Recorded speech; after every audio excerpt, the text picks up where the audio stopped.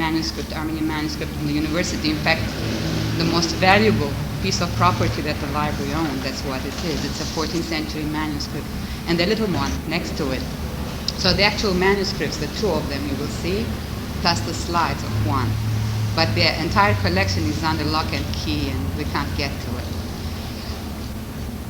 And as far as an impression of Armenian literature is concerned, I couldn't begin to really give you that impact, because it's so tremendous, so vast, couldn't even begin talking about it, but you will certainly get a feeling of epic poetry, Armenian epic literature, and particularly the national epic entitled David of Sassoon.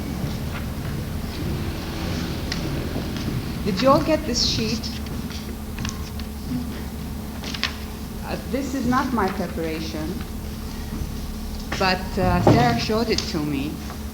Sarah, where did you say you got it? I got this from a little syllabus that a school in Fresno, one of the title schools, has developed. And I believe that, if I'm not mistaken, I have an idea that this is a group of lay people who put it together very quickly. And it could be misleading, and I would like to bring to your attention some items that just struck me.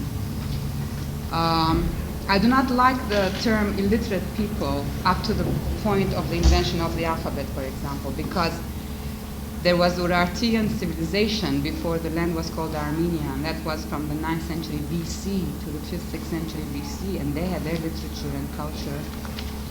Then we have a period that we really don't know what was happening, because when Armenia was Christianized, actually most sources say 301 AD, not 304. When Armenia was Christianized, there was this tremendous zeal to change the lifestyle of the people because they were going by old pagan ways, and they forced on them Christianity on the majority of the land. So there was drastic change. There was destruction of temples and art and literature in order to replace it completely by the Christian culture. So we don't know really what there was. We know, for example, that they were using Greek also in the court, and they used to have plays written and produced in the capital around the 1st century BC. There's a reference to the invention of the Armenian alphabet. The date is 406.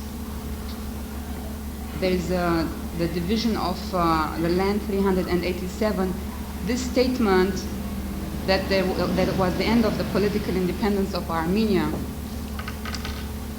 could imply that it was at that point, that Armenia was independent before then, and 387 it was divided between Persia and the Byzantine Empire.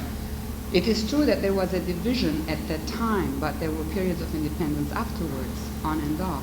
Even as late as 1918 to 1920, we had an Armenian Republic.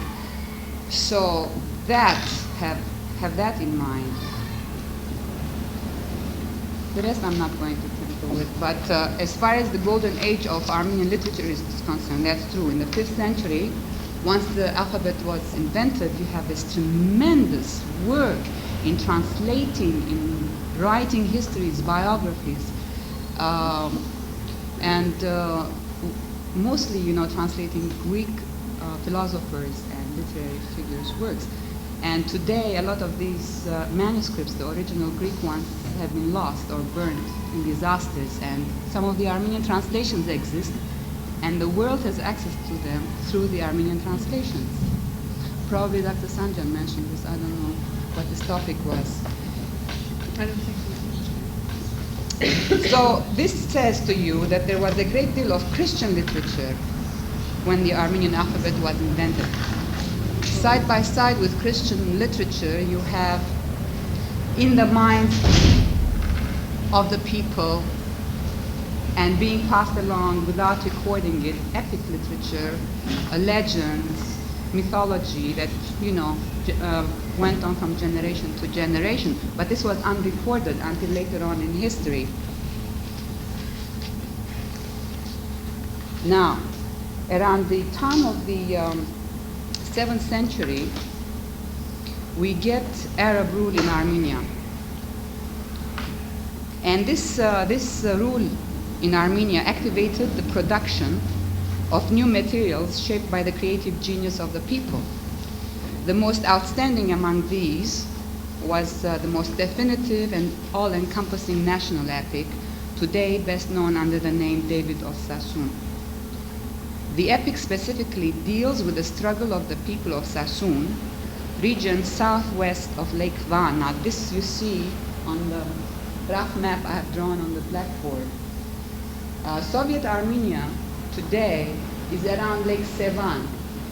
Mount Ararat indicates the outer, the boundary line, so to speak, roughly, from the southwest between Soviet Armenia and Turkey. Mount Ararat, unfortunately, now is in the hands of the Turks, but it is our traditional major symbol of Armenia, Mount Ararat. Now, all this area to the west of Lake Van and certain areas to the east, all the way to the Mediterranean almost, used to be historic Armenia. Now, most of this is in Turkey, some of it is in northwestern Iran, and parts actually to the east are in one of the Soviet republics. So that today we have in our hands about 1/10 the original size of the Armenian lands. Now, back to David of Sassoon.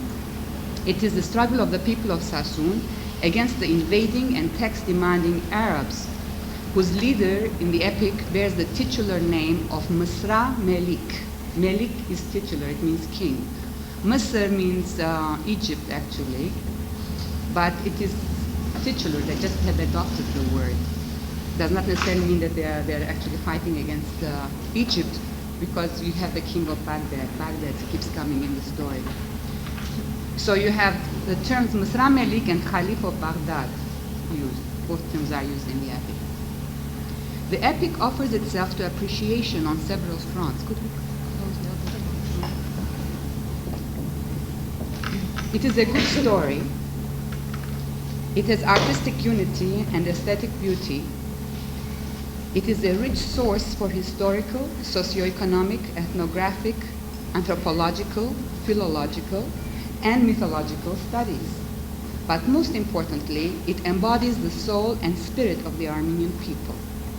In this centuries-old epic are reflected the hopes and aspirations of a people who have seen much fighting, much injustice, much suffering. It is the wish fulfillment story of a people yearning for freedom, independence, and peace, which they believe can be achieved by the triumph of the generous-hearted over the jealous, possessive, and ambitious, of the forgiving over the vengeful, of justice over injustice. In short, of the triumph of good over evil.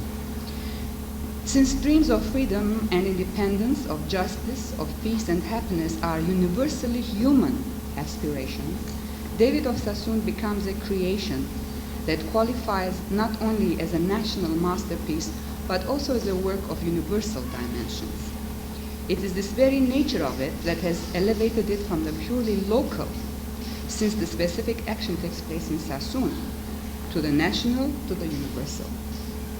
When in 1939, the Soviet Armenian government ordered the publication of a popular edition of the epic and decided to observe the 1000th Jubilee celebration of the existence of the epic by inviting important literary figures from the Soviet nations who gave greatly appreciative speeches on the epic, the newspaper Pravda placed David of Sassoon in the ranks of other world-famous epics such as the Iliad, the Odyssey, the Finnish Kalevala, and the Nibelungenlied, as well as others. Textual history of the epic. Although the epic, in its complete form, seems to have existed since the 10th century, it had never been recorded, and the erudite world was unaware of it until 100 years ago. In early 19th century Europe, philologists and folklorists began an earnest collection of folk literature, especially folk tales, first because of the philological interest in the language, and second because of the passionate and romantic nationalism which believed that the national soul was preserved in the traditional tales of the country folk. A similar motivation later in the century led Armenian scholars into the deeps of Anatolia in search of material. Anatolia is this region west of Lake Van. A passionately devoted collector was the priest Karakin Sirvantsians. In 1873, he came across a peasant in Mush. Mush is a town slightly north of Sassoon, and both of these towns are in the region of Daron. Now he came across a peasant in Mush who told him a tale he had never heard before. He recorded it immediately and published it the following year along with some other material. The title of the published work was Krots Prots and Sassoon Tsitavit. This caught the immediate attention of other scholars. In 1886, Manuk Aperian came across a second variant in the region of Mox. Now this is a region south of Lake Van. This was a fuller version of the epic in 4 cycles, was in the Mox dialect, and was in poetic form, the Cervantians variant being prose interspersed with poetry. Subsequently, Aperian concentrated on the search for other variants and commissioned his students to do the same. Other folklorists joined forces too. By 1913, there had appeared 22 variants, some complete in 4 cycles, others in fragments, and still others comprising only 1 cycle. One was in verse, others were mixed prose and verse, most were in prose, but in a rhythmic free verse form, lines ranging from 16 to 13 syllables each. In the 1930s, some 28 more variants seem to have been found, very few of which got published. In 1936, Manuk Aperian and Garabet Melik Ohanjanian published the first volume of the collected set of the by then 50 variants. The second volume in 2 parts appeared in 1944 and 1951 successively. Now all the texts combined total some 2,500 printed pages. In 1939, as I mentioned earlier, a popular edition was published under the general editorship of Josep Orbelli. This was a composite of several variants and consisted of over 10,000 lines. Since these variants that acted as the source of the new composite were in various dialects, numbering about 16, the editors of the new edition uniformized the sound patterns of the various dialects and brought them closer to the Armenian of the Araratian region. Now, the Araratian region is south of Lake Sevan and north of Lake Van, but kept some of the Western Armenian grammatical characteristics. Okay? Now, narration is in the past definite tense. This text has served as the base for most translations into other languages.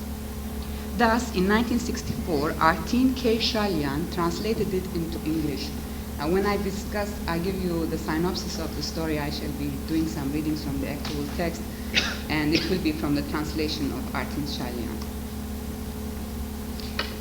Today, translations exist in Russian, German, French, Uzbek, Polish, Estonian, Ukrainian, Romanian, Hungarian, Belarusian, Persian, Azerbaijani, Georgian, Kazakh, and even Chinese. Some writers, rather poets, have preferred to give their own poetic unity and beauty to the work and have used basic texts of variants as their source. Thus, in 1903, Hovhannes Tumanyan published his much-loved Sassoon Tsitavit. In 1961, Aram Tolibian of California preferred this text to translate into English. As for Levon Surmelian, also of California, he chose to do like Tumanyan. He went to the text in the 1936 collection and created his own composite in English in 1964. He called it Daredevils of Sassoon. Many modern Armenian language poets have done as Tumanyan, such as Garo Sassouni and Garabet Sidad. Over 60 editions in various forms of the text have appeared in Armenian. Thousands of pages have been written since 1874 as studies of the epic. In Armenian, the epic is known by various names. 1. Sasna Dzrer, meaning the twisted ones of Sassoon, the madcaps, the deft ones. or foolhardis of Sassoon. These are various meanings of Zur. 2, Chochant Dun, that is house of the elders, by age or position, that is. Also house of giants. 3, Kachant Dun, meaning house of the brave ones. 4, the epic is best known, however, as Sassoon Tavit, that is David of Sassoon, the hero of the third cycle, who gives his name to the totality of the epic because he's the most complete character. His segment of the text is the longest and best developed. He himself is the most human and is closest to the hearts of the people, and he's the most popular. The epic is told, or rather was told, by the reciters in a chanting manner, in a rhythmical fashion, with special segments that were actually sung. The sung portions are in poetic form, that is, they rhyme. In these poetic lines are preserved the oldest texts, of course, because this form is less subject to tempering and change through time and oral repetition than prose is. Now comes the question of the origin of the epic. Ever since David of Sassoon was brought to the attention of scholars in the last quarter of the 19th century, various opinions have been forwarded as to the origin of the epic. We may combine these views into two basic schools of thought. The historical school, this is very rough, the historical school, whose views had sway from the 19th century to the date of the publication of the popular edition, 1939. Not that this school has no supporters today, of course. And the Marxist school that takes more of a socio-economic approach in its interpretation of literature and has been in sway in the Soviet Union and consequently in Soviet Armenia since the 1930s. The historical school. This is best represented by the philologist folklorist Manu Aperian, who has done phenomenal work in this field. And it was his opinion that generally held sway within the portals of the historical school. Now, the main points that this school advances were the following. 1, that the core of the epic, which comprises 4 cycles, that is the 4 generations of heroes, was the third cycle, that is the cycle of David, and that the rest were built around it.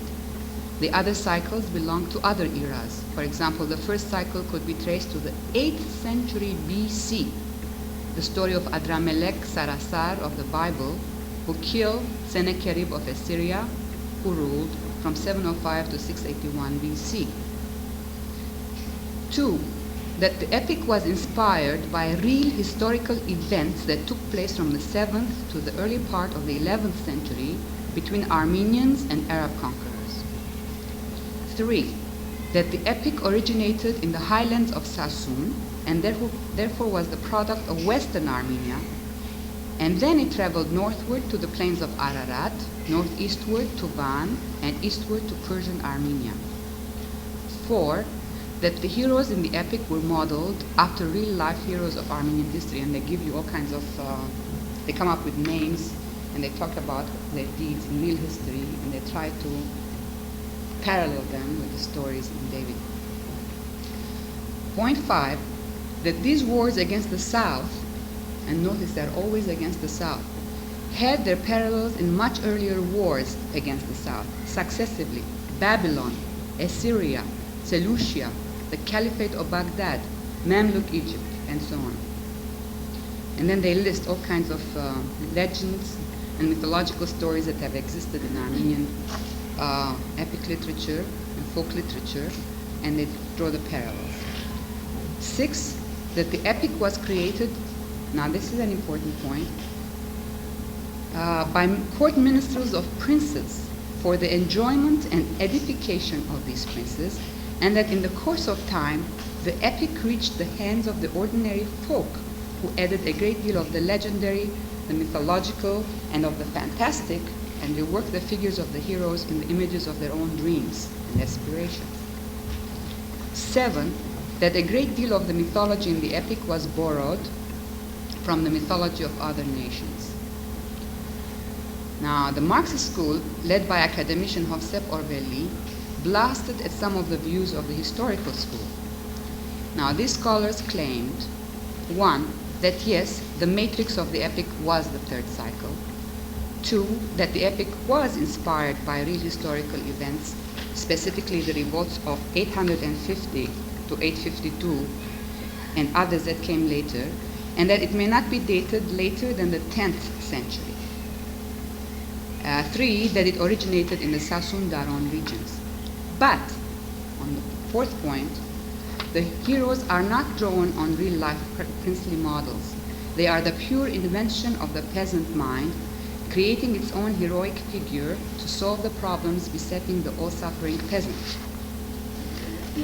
To support this view, they offer the internal evidence of the epic itself, the language, the style, the setting, the characterization, the motivations and actions of the heroes. Their thinking and philosophy of life are shown to be quite rustic. 5. Although the epic bears overtones of the Haig and Bel battle, have you been told the story of Haig and Bel? The Tower of Babel and all these people trying to build it. When there's this Bel who is enforcing his authority on everybody. And this Haig refuses to succumb to this man, to take orders from him, and to indicate his independence. He leaves with his followers, his family and followers. Bel chases him to the plains of Ararat, and they fight in single combat, and Haig kills Bel. This is another one of the earliest legends, which in a way tells you the story of the foundation of Armenia. And again, it's the first example you see of the wars of Armenia against the South. So, you have the overtones of Haig and Bel battle, of the Persian wars, and of the history of Daron. All of these fights for independence against the South. This is not so much a later adaptation of these early epics or heroic songs, as it is an artistic reflection of the typical in Armenian history. And that is why the epic may not be pinned to specific times and a specific space. It is the living history of Armenia. It is a creation shaped by the collective memory of the past. 6. The epic could not have been created by court minstrels extolling the deeds of real princes. How could this have been possible without a single historian, who were usually of princely families themselves, making even mention of the epic, let alone recording it? And 7, they also object to the idea of the borrowing of the mythological elements, saying that many of these elements are the product of elemental ideas, of basic ways of thinking common to all men that have been generated at various points in the world spontaneously, because all peoples in early history have had to contend with the inimical forces of nature and have transformed them into human and animal shapes and thus created their mythologies. Now I'd like to give you a synopsis of the story. The epic is divided into 4 parts known as cycles. Each cycle deals with the exploits of one generation of heroes. Each cycle bears the name of its particular hero. There are some 100 characters in the epic. Several of them appear in more than one cycle. This, the catalogue of mercies at the beginning of each cycle, plus the fact that the theme of all 4 cycles is the same, that is, the defense of Sassoon against foreign usurpers and would-be oppressors, are at least 3 factors that make it artistically possible to have one whole out of the 4 parts. The story. Cycle 1. It's called Sanasar and Baghdasar. The narration begins in the middle of the action. There is a war between Khalif of Baghdad and old King Gagik of Berd Gabut. Gagik loses and becomes vassal king to the Khalif, thus being obliged to pay annual taxes. One day, tax collectors see Gagik's beauteous daughter, Zovinar Khanum, and recommend that the Khalif marry her instead of demanding taxes. Khalif accepts, but the cross-worshipping Gagik refuses to give his daughter to the pagan king. He says, King Gagik replied, "I'm an Armenian, you are an Arab. I'm a cross-worshipper, you are a pagan. How can I give my daughter to you?" Caliph orders punitive invasion. Gagik is defeated and his soldiers are about to be wiped out. Zovinar, his daughter, offers to go willingly to save the nation. Her conditions are to keep her Christian faith and have a priest to accompany her, and for the Caliph to stay away from her for 1 year. Before the wedding, Zovinar goes with some companions to Gatnov Achpur, it's Milky Spring in English, and then to Gabut Zov, Blue Lake. Here, she and one companion wander around tired and thirsty. At Zovinar's invocation, the lake waters open and a spring appears by a rock. I'm quoting. Zovinar took off her garments, swam to the spring. She cupped her hands and drank a cupped handful and a half a cupped handful of water from that life-giving Anmahagan spring. The spring then went dry. She conceived from the water that she drank at the spring. Now in Baghdad, Zovinar's pregnancy becomes evident. The Caliph orders her head be cut off.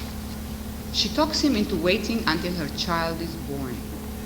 She has twins. The big child is named Sanasar, the smaller child Baghdasar.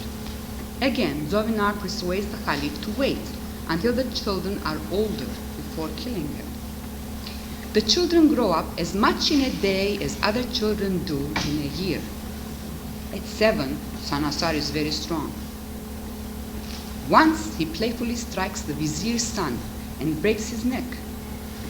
When the boys are 10, the Caliph orders that all 3 heads be cut off. The 2 boys fight the Caliph's soldiers who give up.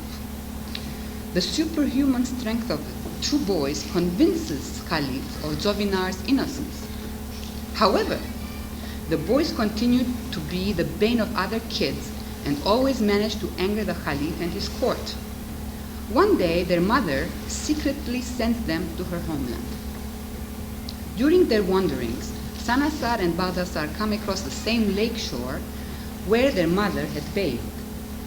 Sanasar jumps into the waves and dives to the bottom where there's an underwater kingdom. Here, the High Madonna of Marut bestows on him the fiery horse, Hurkik Jalali, plus lightning sword called Turgay Zagi, the battle cross to be worn on the arm, a shirt of mail, a girdle, helmet, and shoes of mail, a heavy mace, a spear, bow and arrows, a bugle horn, and the impregnable shield. Sanasar also drinks of the water of the palace fountain, grows, gathers strength, courage, and becomes a fiery being. I'm going to read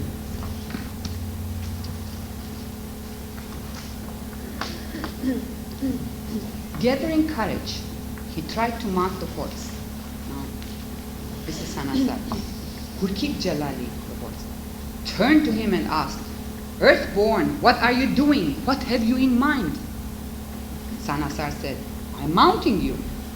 The horse said, "I will take you to the sun to burn." Sanasar said, "I'm seaborn, I will roll under your belly." The horse said, "I will take you down to the bowels of the earth and the infernal regions." Sanasar said, "I'm seaborn, I will cling to your back." He sprang on his back, mounted the horse. As the horse took him to the sun to burn, he rolled under the horse's belly. As the horse took him down to the bowels of the earth, he clung to the horse's back. The horse then reared and pranced, ran here, ran there, stood on his hind legs with froth in his mouth, but he could not throw Sanasar down. At last he came to his senses, stood, submitted to Sanasar's will, and said, "I am your steed, you are my master." When Sanasar comes out of the lake, his own brother does not recognize him. One day, the 2 young men decide to build a home for themselves. They take 40 willing families with them and go to a wild, untouched mountain place. Here they build first homes for the 40 families. and then a fortress for themselves with mammoth rocks. Then they built a little church. An old man names the fortress Sassoon, meaning awesome, mammoth. One night, Baldassar has a terrible dream which causes the two brothers to return to Baghdad. Here the Caliph tries to sacrifice them to his great idol, but instead they kill him and escape to Sassoon. Now this is the connection with the story of Sennacherib in the Bible from the 8th century BC. Who was the one who had the dream? One of the brothers, Baldassar, the younger brother. Now, Sanasar's adventures in Brnse Karak, Copper City, result in his wooing and winning the beautiful princess Dertun Zam, means golden-haired. They have 3 sons, Vergo, Tsenok or Hovan, which means big-voiced Hovan, and the third one, Meher. Now, Sanasar is of magical birth, and with many of his actions, he epitomizes characteristics of a cosmic being in human form who embodies in himself various forces of nature. He is connected, for example, with a life-giving natural force, water. Born of water, he receives his magic horse that can speak, fly, foretell the future, advise his masters, and is deathless from water. He receives his great height and strength by drinking water. The personality of his wife, Dertun, shows traces of ancient matriarchal customs. All this indicates a cycle that may trace its origins to very ancient Armenian mythology, customs, and beliefs. That's one thing I don't understand. Is this Balthazar the one who married? There are 2 brothers. Now, Sanasar distinguishes himself from the younger brother in 2 ways. You get the implication when the mother drinks a full handful of water. The second one was half full, and Balthazar is the birth of the second. So he is a lesser. He's less tall, he's less strong, he's less intelligent, he's less active. And then Sanasar is the one who goes down in the water, and he gets all these magical accoutrements that are inherited then by the other generation heroes. So Balthazar becomes less important. And Sanasar is the one who marries the golden-haired Lady, yes, Dertun Zam. And their son is Hovan? Now they have 3 sons, and the one that is going to be the hero of the next epic that I'm coming to is called Medz Meher, M-E-D-Z, Medz Meher, M-H-E-R, which means Meher the elder. We use this term to distinguish him from his grandson, Foker Meher the younger of the 4th cycle that's coming up. Who was the one that was so much, when you said he married the golden hair, did they have a son that was so powerful from the Yes, water? we're coming to that. No, he himself is the powerful one from water. He is Sanasar. Now, they have 3 children, and the one that distinguishes himself is the third one, Meher. Sanasar's son, Meher, is the hero of the 2nd cycle. He inherits his father's fiery horse and armor, as well as the ability to receive superhuman strength by drinking of the water of Katnachpur, same source. He uses his strength to help the needy and to correct injustice. He is best known as Meher the lion killer, because he barehandedly tears into a lion that is menacing Sassoon. He also fights the White Dev, who is a sort of tyrant monster that is preventing people's access to a water source. Meher frees King Teva Toros's daughter Armagan from the Dev's fortress and marries her. So now this is the 2nd hero. In part 2 of this 2nd cycle, Meher fights against and defeats the tax-demanding Misra Melik of Baghdad. You see now, from Khalif of Baghdad, we're coming to Misra Melik. It's the same series of people, though, that are being represented. Melik asks that they become blood brothers. Now, this is very interesting. Blood brothers. And that upon the death of either, the other take care of the widow and children. Meher agrees. After a while, Melik dies, and his widow, Ismil Khatun, I-S-M-I-L, Ismil, sends for Meher. She's supposed to take care of her. She's the widow now, right?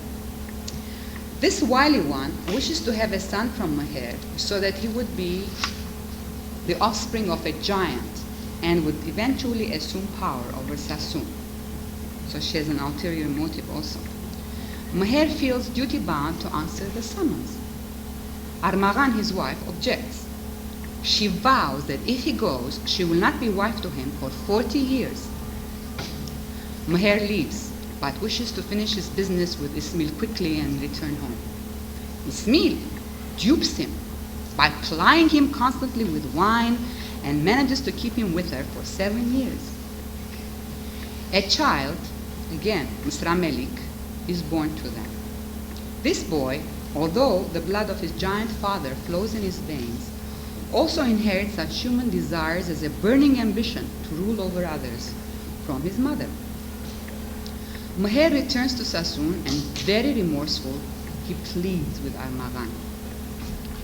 The priests absolve Armagan of her vow by reducing the 40 years to 40 months, 40 months to 40 weeks, 40 weeks to 40 days, and 40 days to 40 hours. Of this reunion, David, the hero of the third cycle and titular hero of the entire epic, is conceived. At his birth, both parents die because they had broken a vow. Now we come into the third cycle, the biggest one. I don't exactly understand the vow. She thought she didn't want to see my hair. This is all, the 40 and the 7 are very magical numbers. And you come across them all the time in folk tales. And you have it here because it's a combination of everything. And she says, you don't go or else. She says 40 years, that's it.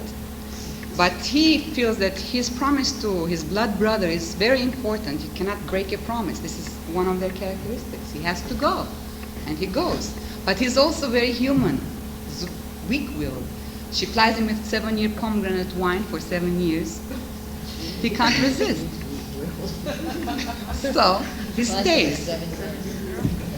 But this is all very humorous, where the priests take it on themselves to decide to help her break the vow by reducing them successively, but they have to pay the price. And they automatically die as the child is born. Now the orphan, it just shows that they don't have that power of interceding with God. Now the orphan David refuses all food. He pines. In desperation, his uncles, Vergo and Tsenov Ohan, the big voiced Ohan, send him to Baghdad, to Ismail Khatun, foster mother, who raises him like her son. He too grows in one day as other children do in a year. By 7, he is a giant of a boy. Is this the fourth cycle? The third.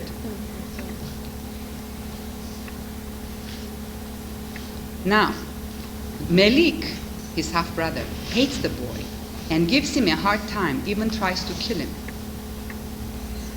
For a long time, he keeps David incarcerated in a dark room. And there's a cute story about that.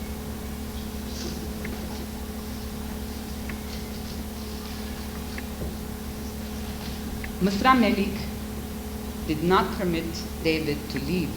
Now he's in a room, dark room, and gives orders to keep him confined in a room. In the morning, David awoke, found his door locked. He kicked the door and knocked it off its frame. He came out. In a park, he saw boys playing seesaw. David bent a tall plane tree, held its top on the ground and said to the boys, "Come, have a ride, play horseback." The boys came and mounted the tree. David held the tree down for a long, long while. When his hands became too tired, he shouted, get off, my hands are tired." But the boys paid no attention. They did not get off. Then David let the treetop go. All the boys fell down. Some died, Some had their skulls cracked. They were the sons of prominent people. Their fathers went to Melik, protested, and said to him, "O king, send that foolhardy boy away. If you do not, we will leave your land." Melik was furious. He had David locked in a dark room so that he could not see a ray of sunlight. He appointed a master to discipline him. To the men who took food to David, Melik said, "When you take him meat, take the bone out of the meat. When you take him fruit, take the pith out of the fruit." One day the guard so annoyed the servant carrying the food that he said to himself, "Wait, today when I take the food to David, I will not take the bones out of the meat. He will eat the meat, take the bone, come out and kill you with it." He took the food to David. While he was eating, David sank his teeth into the meat and found he could not chew the bone. He threw the bone and broke a hole through the skylight. Sunbeams streamed through the hole. David said, "What is this falling into my room?" He tried to catch the beam of light, fell on the floor, got up again, tried again, and again, until he was drenched with sweat. His master was teaching him, entered the room and saw David struggling, rising, falling on the floor.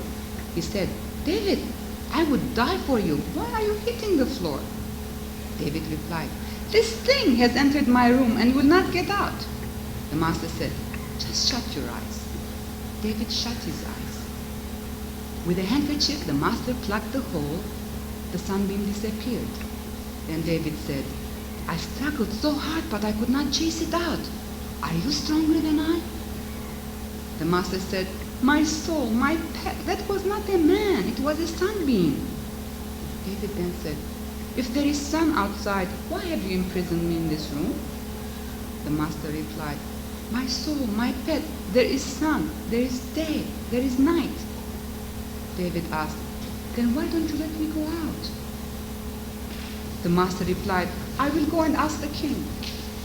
The master went to the king and said, "Long live the king. David wants to leave his room. He wants to see the sunlight."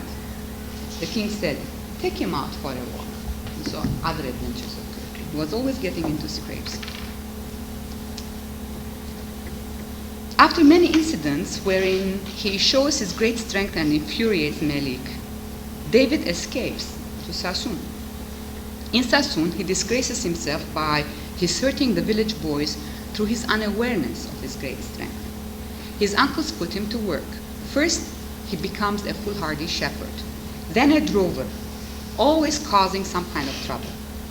The old widow, and she's an important character, the old widow of the millet field spurs him on to become a man. He rebuilds his father's monastery that was destroyed by the Arabs. He destroys the army of Holbashi, thieving group. He exterminates and confiscates the loot of the 40 thieving devs. This is another 40. He punishes the tax collectors of Misra Melik. And finally, he fights and destroys in single combat Sassoon's arch-enemy and his half-brother, Misra Melik. David is first betrothed, he's first engaged to Chamshkik Sultan. But he breaks his promise. He breaks a promise to return in 7 days. And this later has dire consequences for him. What happens is that a great romance develops between him and the magnificent Khantut Khanum. Khantout, Khantut. The meeting of these two, the love they bear each other, may be compared to such romances as that of Tristan and Iseult. Well, David goes adventuring, keeping Sassoon free from intruders, as well as helping other nations in distress. During his absence, his son, now this is going to be eventually the hero of the 4th cycle, Poker Meher the Younger, grows up into a scamp. This one seems to have a bit of evil in him because the hurt he inflicts on the children of the neighborhood is more deliberate than unthinking. After 7 years, David returns only to be stopped on the way by his son, who challenges him to single combat. This is a 7-year-old boy. not realizing, of course, that it is his real father. But he's being unneighborly and unwelcoming to a stranger. This is a bad thing he was doing. Now, during the fight, neither man defeats the other. The fight goes on for days, and both get tired. Finally, Khantut, the boy's mother and the man's wife, shows up on the scene, separates the fighters, and Maher learns the truth. At this point, David curses his son to a childless, deathless existence for having raised his hand against his father. No sooner back than David realizes he has to return to Chimshkik, the lady to whom he had promised to return within 7 days of their engagement and never did. Suddenly he realized he has to go.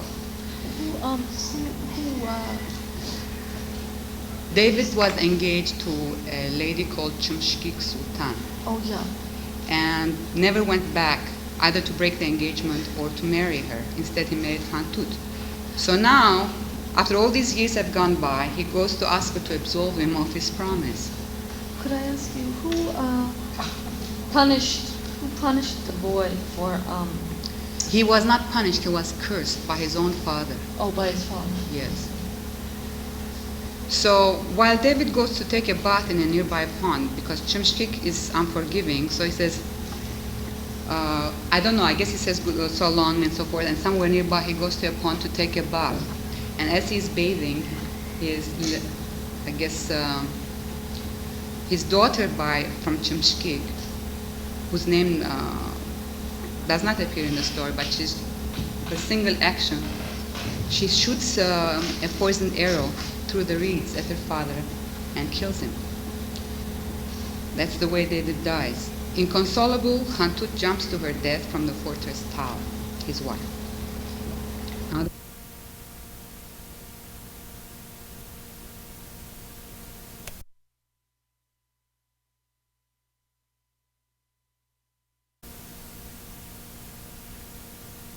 the name, tied in with the role he plays, immediately brings to mind the biblical David, right? He is big-hearted and generous. You will see this exemplified in my reading of the segment where he fights Mr. Melik. Although he seems a madcap, irresponsible, and unthinking boy in his action, and one expects momentary disaster to strike, at the crucial moment, he intuitively seems to know the right thing to do. Now, David is absolutely lovable. His actions are described in affectionate terms. His foolhardy exploits are treated with gentle raillery by the narrator. For his madcap, thoughtless adventures, he is chastised with affectionate ire by those closest to him. He is fair-minded and straightforward. When fighting an enemy, he warns of his coming first. This is not done boastfully or tauntingly. It is just an announcement of fact. To him, this is a corrective act that he must perform to right an injustice. He is not going out there to fight for glory and conquest. Although he dislikes war, he is fighting to free his people and clear his land of enemy forces. He is absolutely fearless, but he can also be obstinate and tenacious. He can be wild and uncontrollable in his anger, but a sweet and prayerful word can soften him down. He can be forgiving, a rare quality to come across in epic literature. Think about Achilles' anger in the Iliad, or even about the vengeful, punitive, long-lasting, destructive 10-year war of the Greeks against Troy just because of an abduction. Think of the two motivations, an abduction versus the safety, the preservation of a nation. And David, after the defeat of Misra Melik, forgives all the soldiers that had come with Melik and sends them home in peace, simply advising them not to engage in war again. Poker Meher, cycle 4. Poker means young, so it's Meher the younger. David's son, Poker Meher, as a boy, is the least likable of the heroes. He has all the faults of his ancestors, and plus, less of the good characteristics. While the others, as young giants, broke other children's arms and necks, unaware of their strength, There is a deliberateness in the pranks Poker Meher plays. He's arrogant, quarreling, and a carouser. He sees his father for the first time when he's about 7, challenges him to combat as an intruder, and as a consequence, his father puts the terrible double curse of a deathless, childless existence on him. Now, when David dies, Poker Meher is still 7 years old. He avenges his father's death by destroying Chimshkik Sultan and her forces. After that, he wanders around the world fighting evil forces, woos and wins Kohar Khanum. His wife's name is Kohar, K-O-H-A-R, who accepts him only after he defeats her in a series of physical strength tests during which she is dressed like a man, and Meher doesn't really know her identity. She just disguises herself into the form of a man. She fights him and loses. Meher continues to roam around the world, which now has become intolerable for him. He is weary of life and constant fighting against injustice. The earth cannot hold him any longer. His horse's hooves sink deep into the earth. He challenges God to destroy him. God sends angels to fight Meher, but neither side can harm the other. In desperation, Meher goes to his parents' grave, and a deep voice tells him to go to Raven's Rock. He rides to this rock in the mountainside. The rock opens up and swallows rider and horse. Now there is a description in the epilogue, which is a very remarkable piece of literature, in my opinion. Think in terms of the Armenians today as you are listening to the words of Meher and his situation. They say that twice a year the rock splits open. Once on Vartavar, once on Hamparchun. These are 2 festival days in Armenia. As the rock splits open, Meher on his Kurkik Jalali rides out, roams over rocky ground, and covers the distance of 40 days in 1 hour. But when he touches ground, the hoofs of the horse sink in again. Unable to ride on, Meher turns back to the rock. They say that on the eve of Hamparchun, a shepherd goes to Akravukar, that's the Raven Rock. The rocks split open. The shepherd walks in and sees a huge man sitting there. The shepherd asks, Meher, when will you come out of this place? Meher replies, if I come out of this place, the earth will not sustain me.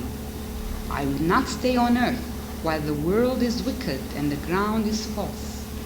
When the wicked world is destroyed and rebuilt, when the wheat grows to the size of a rose pod, when the barley grows to the size of a walnut, it is only then that I and my horse will be allowed to leave. As the shepherd leaves, the rock comes together. It is said that on every Friday, water drips from the rock. That water, they say, drips from Kurkik Jalali. And travelers passing by the rock on Fridays hear the name of Kurkik Jalali.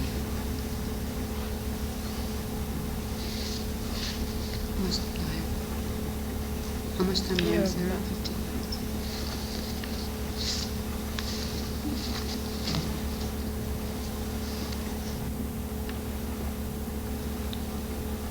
Epic form, how this David of Sassoon fits into the category of epic forms, what is going to be the next subtopic. David of Sassoon, you got locked in, falls within the so-called folk epic genre, which is sometimes referred to also as primary epic. As such, it must be, now what is a primary epic, right? As you all know, but I'm just rewording it. It must be a long narrative poem on a serious subject, treated in an elevated style, and dealing with the activities of a heroic figure on whom depends the fate of a nation or a race. The folk epic, of course, has no known authorship and is the creation of the people and is passed on by word of mouth until such time as it is captured in print. Structurally, such an epic must have the aforementioned hero as the central character whose activities have national or international significance. Its setting is usually of a vast scale, sometimes covering the world, even the universe. Gods and supernatural beings take an active interest in the action. There are elements of the mythical and fantastic. The action is usually a series of battles or a journey. The style is elevated and ceremonial in keeping with the seriousness of the subject. The opening statement gives the theme and invokes the muse and is followed by a catalogue of personalities involved in the epic. The narrative begins in the middle of the action. These are major characteristics. Now, David of Sassoon fulfills most of these requirements and diverges in some. The hero is there. I've already discussed him in the figure of David. We must also say that the role of hero is undertaken by representatives of 4 successive generations. Their activities are not only national in scope, but also international in that they deal with neighboring countries in their efforts to subdue ambitious would-be world conquerors. Consequently, the setting covers a wide space. There are no gods that interfere in the action, but supernatural creatures that are really part of the action, and the central figures themselves possess superhuman attributes. The action entails both battles and journeys, but the journeys do not have the same significance as the quest in, say, the Sumerian epic Gilgamesh. The style has something of the ceremonial quality, but because the epic is the creation of simple and common folk, and the language reflects this simplicity, the style could not necessarily be very elevated. Regarding the opening statement, the Armenian epic does not state the theme and does not invoke the muse. It lists, however, the names of the characters that take part in the action. This is no mere cataloging, however. Instead, mercies, Vogormiz in Armenian, are listed in the beginning of each cycle. Mercy is wished on all the good characters, but the bad characters are either merely listed or are denied mercies. I'd like to read to you one such list.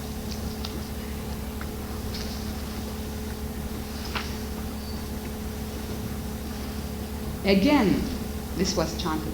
Again we pray for mercy on Tersun Juk Zam, 40 mercies. Again we pray for mercy on Keri Toros, 40 mercies. Again we pray for mercy on Senokovan, 40 mercies. Again we pray for mercy on the old widow, the owner of a patch of land, 40 mercies. Again we will not pray for mercy on Chumshkik Sultan, no mercy for her. Again we will not pray for mercy on Misra Melik, no mercy for him. Again we pray for mercy on Ismir Khatun, 40 mercies. Again we pray for mercy on Khantut Khanum, 40 mercies. Again we pray for mercy on Tarlan David, 1,000 mercies. David gets 1,000. At the very end, there is an epilogue which is cosmic in its implications for one, and for another gives the epic a sense of continuity. Action does begin in the middle of everything. Medias res is the term. The subject of the epic is very serious indeed. The central theme throughout the 4 cycles, as was shown earlier, deals with the idea of self-preservation and independence, and most of the battles are for the defense of national freedom. The most significant defender of the national independence is David, and the most memorable battle concretizing his contribution is the famous battle between himself and Misra Melik. There are several other themes in addition. These are the themes of war and peace, of the idea of democracy, of love, of jealousy and vengeance, the theme of high morality, and the idea of family sanctity, the theme of a future, better world. Mythological elements are very strong in the epic, particularly in the 1st, 4th, and 2nd cycle, in that order of significance. And many have their counterparts in other mythologies. To list a few, the heroes are giants with supernatural strength and are indestructible in direct combat.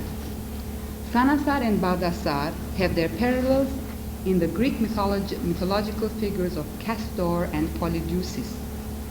Also in the Indian akshes and Persian aspins. Sanassar has his prototype in the giant Dork, Anker, an Armenian mythical figure of huge strength.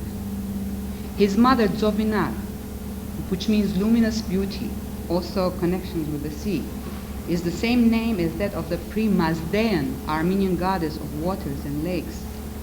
Maher also may be traced to the ancient Armenian pagan pantheon. His name may be equated with that of the god Mihr, who himself is the Armenian parallel of the Persian Mitra. Both are gods of the sun, of heavenly light. The magical horse Kurkik Jalali has its counterpart in the Greek Pegasus. The great battle between David and Misra Melik has numerous parallels in battles of titans against other giants in all mythologies. Hokar Meher's incarceration in a mountain rock is not only reminiscent of the story of the 2nd century BC Armenian king Ardavast, but also of heroes of other mythologies similarly incarcerated. The old widow of the millet field could be equated with other earth goddesses, such as Persephone, but she also plays another important role. She represents the voice of the people. Meher, David, get information from her, follow her advice. The magical and fantastic characteristics that one encounters in wonder tales are also present in the epic. Some of the women are sorceresses. Magic spells, speaking plants and animals, the lightning sword, the battle cross, the winged king, the black ox, the monster devs, message-carrying winds, etc., all combine to create the fantastic world of the epic. A few words on the literary characteristics. Though in 4 cycles there is sustained unity throughout the epic, rich in imagination and full of grandeur, the epic flows along spontaneously, simply, clearly, concretely. The language is not didactic at all, but simple, charming, spontaneous, sincere, in rhythmic verse, free verse, from 9 to 13 syllables to the line, each line broken into 4 to 6 measures, comprising 2 to 3 syllables in iambic and anapestic combination. Tatam, tatam, tatam, that is iambic, and tatatam, tatatam, this is the anapestic. Like folk or wonder tales, the action is very rapid, with short, simple words and short, simple sentences, and lots of active verbs to push the action forward. The presence of the narrator is not felt except in the mercies. The rapid dialogue helps the fast pace of the action. The epic is rich in visual imagery. Symbolism is an important element, such as apple, golden apple, water, battle cross, the black ox, the dragon guarding the water source, water, etc. Figurative language is also an important characteristic. Metaphor, simile, and hyperbole play a functionally important role. Examples of hyperbole. Khantut Khanum is as beautiful as the 14-day moon. David grew as much in one day as other children grew in 1 year. Xenopovan's voice can be heard at a distance of 40 days. Repetition is used to increase one's awareness of a particular point. Epithet, lisping David, lion Meher, Senov Ohan, is used a lot in characterization. Suspense is used in preparing one for the approaching climax in action. The tender, affectionate humor in dealing with the heroes, especially David, makes the larger-than-life characters delightfully human. For example, David, when he's young and his brother, his half-brother, is not allowing him to play with them, and his group of young heroes. In one scene, he's sitting somewhere, and he has this cap in his hand, and there's a hole in his cap, and he's in some kind of a pit where there's a lot of dirt, and so he's taking this dirty capful and pouring it, and he's saying, "This is one," and he fills it again, says, "This is one," and he kept saying, "This is one." Why? That's because he had not been taught how to say two. So that is one little touch there. Banter, jeer, sarcasm are used to denigrate negative characters. Characterization is achieved through epithet, hyperbole, dialogue, tone, and the action of the individuals concerned. The characters particularly come alive as they are not made out to be cardboard saints, but living men and women of flesh and blood who are good, yet they succumb to pitfalls, like not being able to resist 7-year-old pomegranate wine, are often naive, spontaneous in their reactions, honorable, just, etc., etc. The women come out stronger in their steadfastness of character, in the scruples about honor, propriety, faithfulness. Think of the heroic, self-sacrificing, patriotic Zovina, who sacrifices herself for the good of her people. How grand she is when we compare her with the egotistical and conscienceless Helen of Troy, for example. The women are also smarter, wittier, and more resourceful than the men. They even choose their own men and do not hesitate to make the first overtures. This is happening in every instance of the marriages. As a finale, I'd like to read to you the remarkable segment which deals with the battle, the combat between the two giants, which is the climax of the whole epic between David and Melik. David rode on to Melik's tent and said, "Melik, you deceived me once. What are you going to do now?" Melik saw that David had his hand on his mace. Trembling with fear, he said, "My dear David, come in, sit down." "I will not sit," said David. "I have come to fight." Melik gave orders to have his high-spirited horse brought to him. He put on his armor and mounted the horse. Melik and David rode around the field. Melik asked, "David, shall we come to grips or take turns?" "The choice is yours," said David. Melik said, "Let us take turns. One strikes 3 times, the other one strikes 3 times. Who shall strike first?" David said, "You strike first. You are older." David dismounted, walked to the field, stood there and said, "Melik, throw your mace." Melik took out his mace, rode off to Farkin, and dashed back like lightning, a distance of 3 days' journey. He hurled his mace at David. With the savage howl of a dog, the mace tore the ground as if 40 yokes of buffaloes had plowed the field. The dust cloud engulfed heaven and earth that did not settle down for a day and night. Melik called, "Hey, David, you were made of dust. I turned you into dust." David called back, "Melik, I'm still alive. That was your first blow. Strike again." Melik called back, "You home-wrecking cur! The span of my distance was too short. I could not put sufficient force in my blow." Saying this, he turned and rode off. He dashed to the Arbekir, raced back toward David, and hurled his mace at him. With a lion's roar, the mace tore the ground as if a flood had gouged the earth. The dust cloud engulfed heaven and earth, hid the sun, and covered David for 2 days and nights. Melik called, "David, are you still alive? You were made of dust. I turned you into dust." David called back, "Melik, I'm still alive. That was your second blow. Strike again." "Hi, hi," called Melik. "The stretch of run was too short for my horse. My mace did not gather sufficient force." Melik turned once more and rode off. He dashed to Misr, raced back towards David, and hurled his mace at him. The mace struck the ground with the thunder of a spring cloud, and like an earthquake tore the earth apart. The dust cloud engulfed heaven and earth, hid the sun, and covered David for 3 days and 3 nights. Melik said, "David is dead. He was made of dust. I turned him into dust." When the dust cloud settled, David and his horse stood unharmed. David said then, "Melik, you had your 3 turns. Now it is my turn."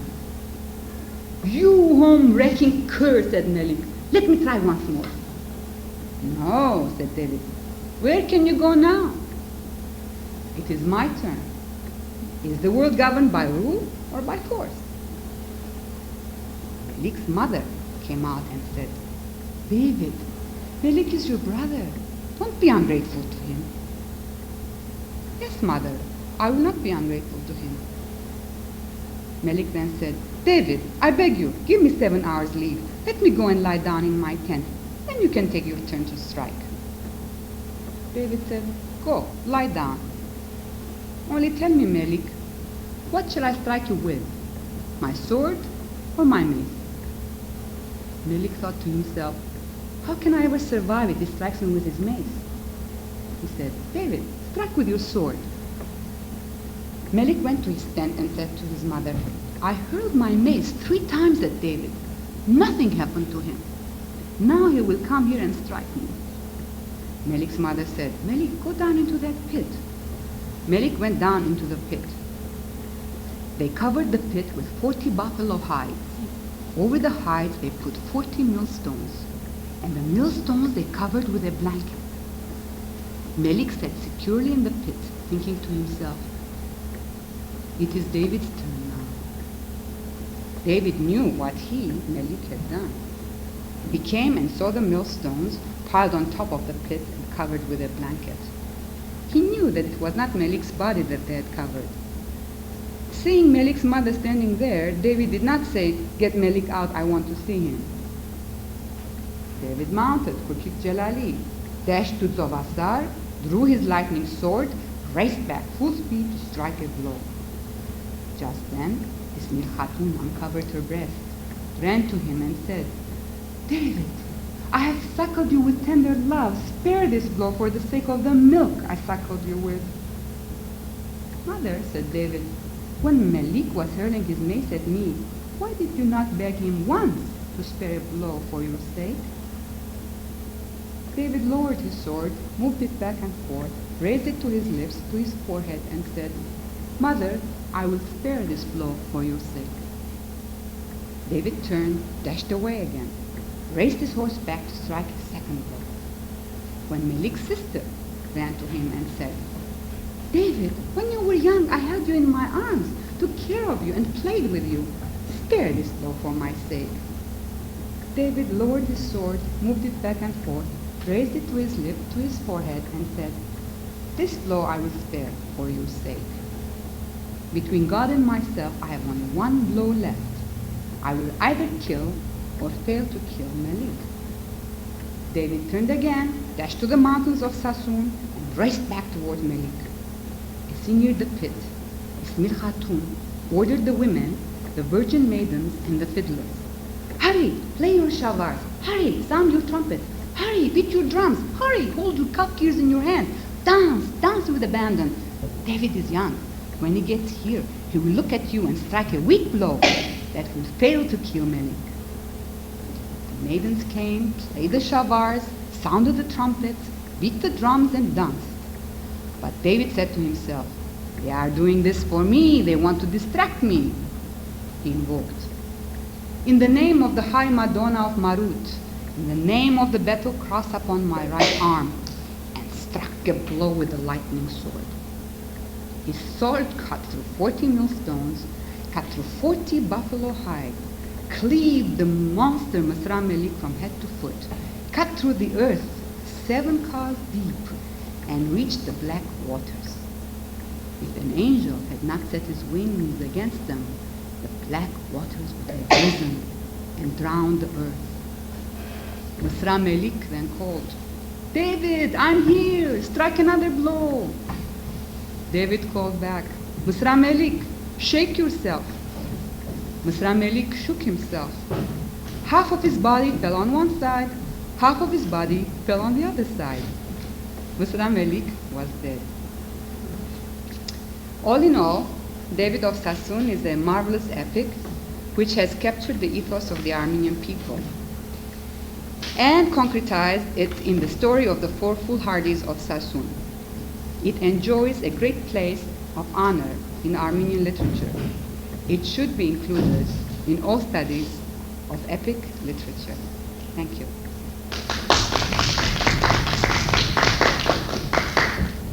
Are there any questions? It was very involved, I know. That's what I said, you're going to So- get quite an impact. Don't know how you were able to keep track of everything. Well, I think she does an excellent job with it, but I wanted you to have a feeling for, I think by hearing something like this, you get more of a feeling for the level of the sophistication of this ethnic background we keep talking about, going back almost to the roots of 3,000 years ago. It was over the centuries a highly developed element, which I think is the thing that keeps pressing on my mind. And I think what some of the kids are feeling at this point as they're coming in from either Armenia or the Middle East, the idea of, are we going to retain this, or are we going to assimilate and become a group that once had all of this, and within 50 years, 100 years, we'll be all in the past tense. This feeling is felt either directly or indirectly by the kids at your schools. This is part of the problem they're facing. The whole idea of coming here, especially with these new ones, what's going to happen to their identity? Their parents are all aware of this heritage.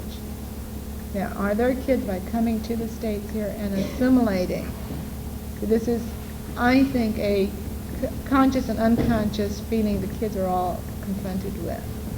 And, but anyway, I think you get quite an impact by listening to something like this. And again, if you go back to, I think you said it's the 10th century that it was developed?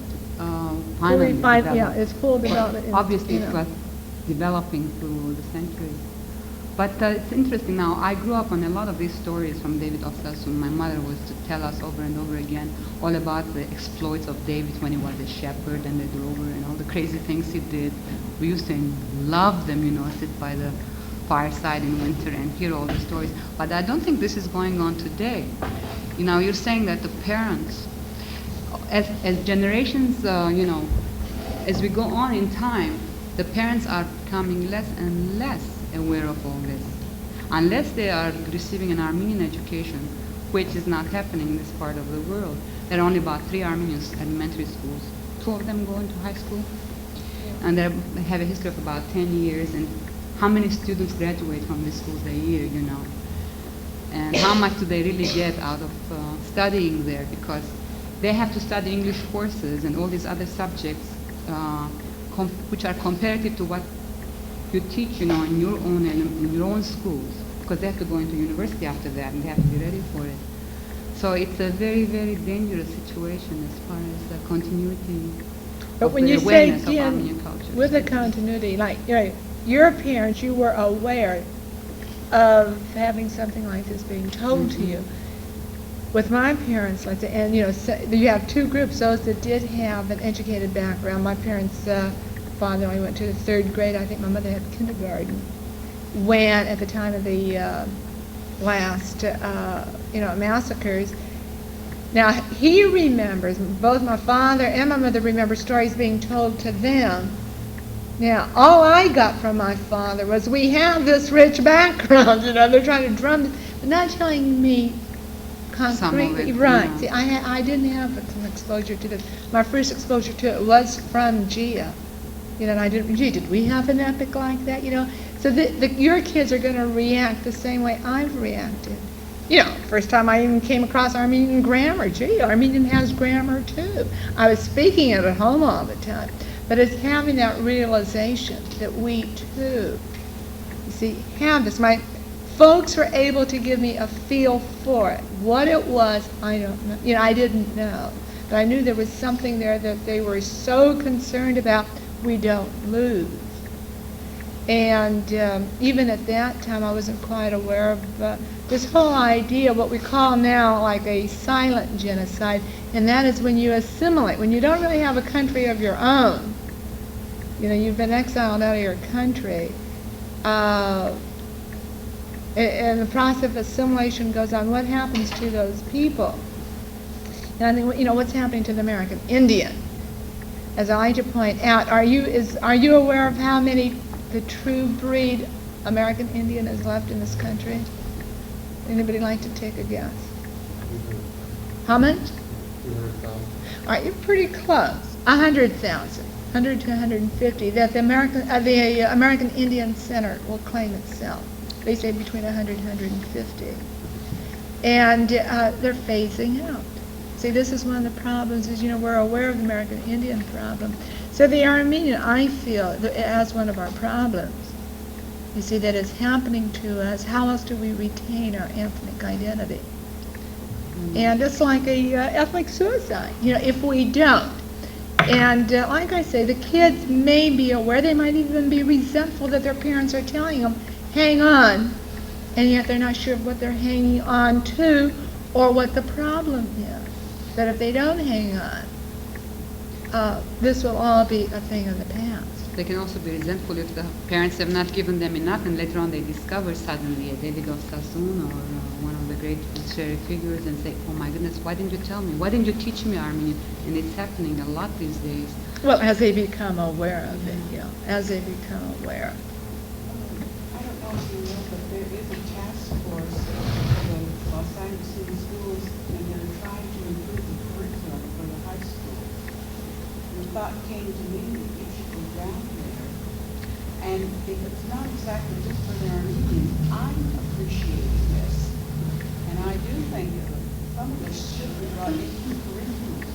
That's a very good point. It came up recently. Because I'll bring something closer to home. My cousin's daughter is going to the University of Irvine, and she has to take the humanities book. We're all freshmen. And they threw at her this thick book about Plato. Well, she had never had anything with Greek mythology, Plato, Socrates, everything was new to her. And I questioned her, and she said, we have to make a composition about justice, what Socrates thought about justice. She said, Evelyn, she says, I knew nothing about this in high school. Now, she wasn't in the city school, she's in the El Monte school. And so I said, you didn't have anything about Greek mythology, and I just loved that in English. Nothing. And she says, and she's going through this, and I looked at it, thick. She's not getting a good grade because her background is just nil. Yours just got this Socrates and Plato, and it's all new to her. And I don't know what's in the city school. Probably nothing. Well, then, She had no Shakespeare in English, nothing. that's And, a, what did you say? I was just going to say, well, I graduated from Irvine in Oh, you comparative did? literature. Yeah. I noticed the same thing that in our city schools, it's like no other country exists except for America. Yeah, well, I mean, in that's high it. school, No they don't even know ancient Russian history or literature or And she's not it's getting a good ridiculous. grade. She It's should get at ridiculous. least C's, and I said, well, you have 3 papers, let's see, it's 3 papers and 3 exams, and she has a assistant teacher aide, and she doesn't know too much, but she's really floored because she's there on a scholarship. She was editor of the newspaper and bright gal, and she was over, I was over there on Thanksgiving, and she was going through this, and going to have to make a paper on it. But there's another weakness. And that is definitely, you don't throw that thick book when she doesn't know any background. There's another weakness beside the point you made. Now, my sister, I can bring her as an example because she was at an age where she had to continue going to high school when she came here. She was in her teens. We came from Lebanon. She was in a school, in a private Armenian school. They had to study Armenian, English, Arabic, and one other language, usually French. 4 languages with their grammars and their literatures and their histories, plus world history and all the other subjects you can imagine. And everything was just scheduled for them. Monday from 8 o'clock to this hour, this is your program, Tuesday, this is your program. You don't diverge from that. She came here, she went to one of the schools, I don't remember the name, it was on Olympic. I remember she was choosing, she had choice, she had something known as electives, and she was choosing the easiest courses she could take to get away with murder. And she wasn't learning anything. And this is one of the weaknesses I have noticed in your schools, our schools. I'm a citizen now. And that there is too much choice, and kids tend to choose easy things because they cannot think of the future and what is useful for them. And And that's one of the things that they come out without knowing too I know much. they're doing something because I've seen on the spotlight, there is a task force trying to improve the curriculum. They want to give more English. They're trying to drop all these electives in a way in the secondary.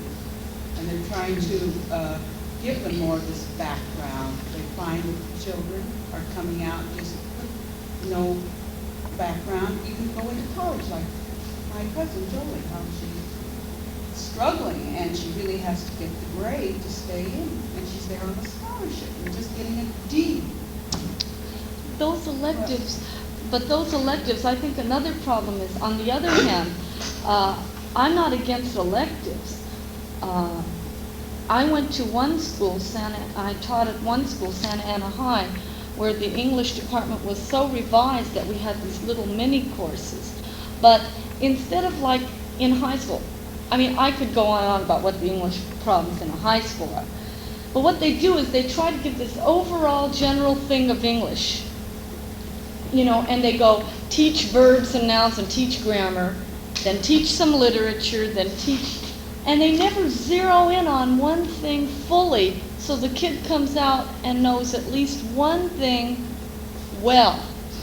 And with these mini courses, what the student did was the student had electives, the student had a choice, but when the student came out, he grasped one thing very well, like this would be taken up as one course, instead of trying to do this, you know, enormous overview. However, I've never seen a comparative literature course in a high school on world literature. It's always American literature, and if you're smart, you take maybe a Shakespeare course, and that's about it. I mean, there could be many courses in one novel, and so the kid has some direction. You're You know, gifted, I you're don't know. included in the program that, you know, develops the. Right, only if you're later. gifted. If you're gifted, you're involved in it. And they don't see that some of the rowdy kids, some of the ones that they consider rowdy are actually sharper, should be actually included. And this thing could be geared in, so like, you know, geared down for them so that they develop interests. Evelyn, that task force that you're referring to, is that primarily the secondary one that we keep Secondary, reading yes, about and in the I think paper? Dr. Lingo from Area F, if I recall, reading some information, is in charge of this task force with some of the teachers, and they're trying to improve the curriculum in the secondaries. It's Dr. Howard Miller.